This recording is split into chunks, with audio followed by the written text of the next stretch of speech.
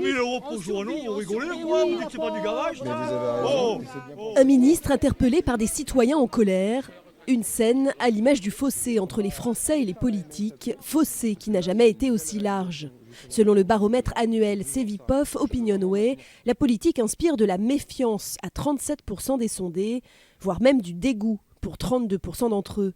En pleine crise des Gilets jaunes, ce constat ne semble pas vraiment surprendre. Je crois que toutes les institutions, quelles qu'elles soient, sont en forme de défiance et on est en train de voir la démonstration aujourd'hui. La crise que nous traversons, c'est une occasion de remettre de la justice sociale dans notre pays. Mais c'est aussi une occasion de dire en quoi notre démocratie a besoin de corps intermédiaires qui soient reconnus.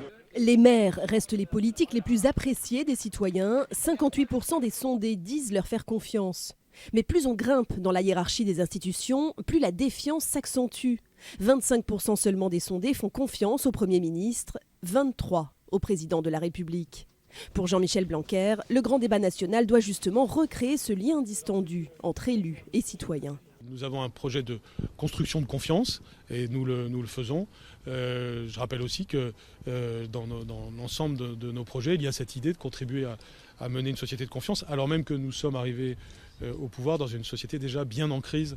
Et donc évidemment, la situation dans laquelle nous sommes, c'est d'avoir à créer un cercle vertueux de la confiance. Un travail de longue haleine, seuls 9% des sondés disent faire confiance aux partis politiques.